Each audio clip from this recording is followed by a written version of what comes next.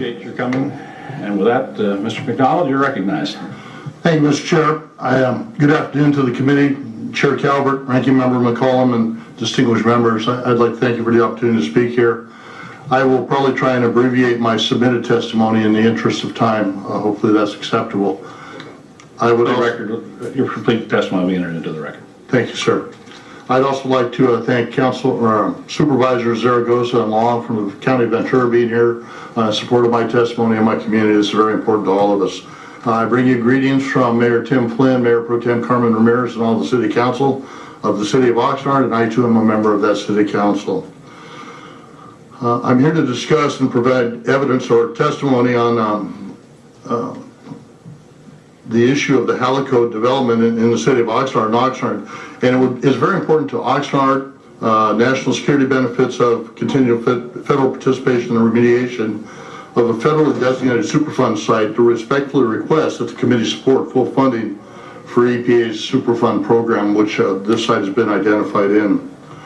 By way of background, Oxnard was incorporated in 1903, named after the Oxnard brothers and recognized by the County of Ventura. And we've grown into the largest city in the County of Ventura, which is the next county north of Los Angeles on the California coast. And we have just a little over 200,000 residents.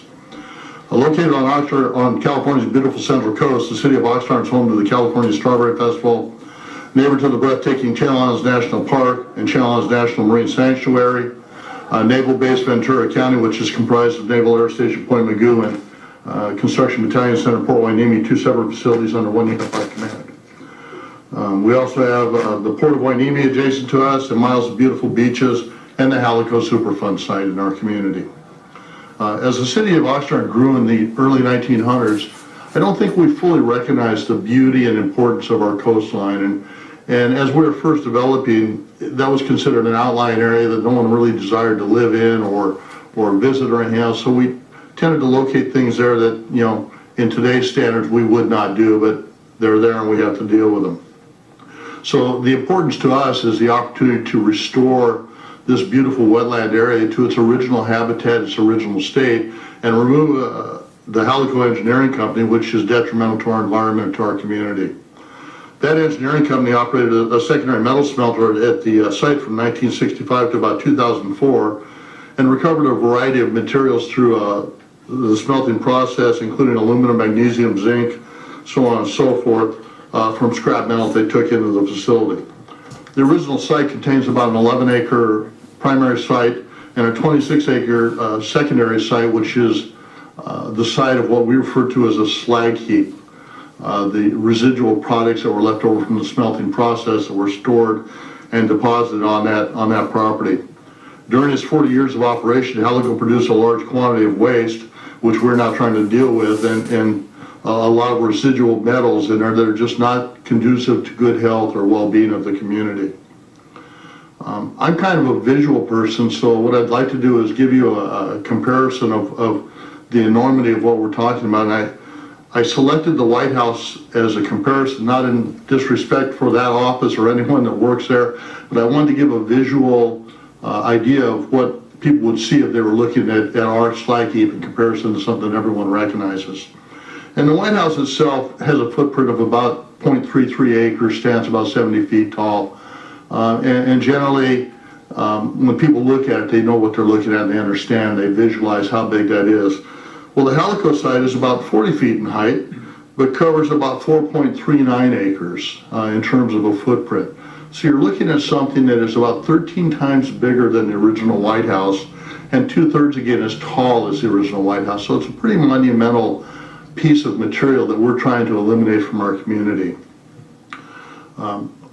Ultimately, Halico abandoned this site and filed for bankruptcy, leaving about 700,000 cubic yards of material in the waste management area. And that's what we're talking about, is the waste management area adjacent to the original Halico site. And that's why I use the visual of the White House. Just 700,000 cubic yards is hard for me to grasp in terms of a visual picture, but now that you have something to compare it to. This site has elevated levels of aluminum, barium, beryllium, cadmium, chromium, copper, lead, magnesium, manganese, nickel, and zinc, to name a few.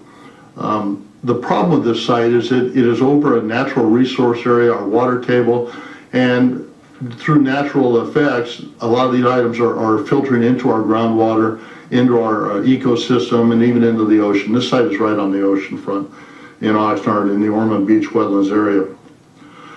Unlike other coastal communities, Oxnard has been an industrial dumping ground for polluting industries and actual dumping of toxic waste for many, many years.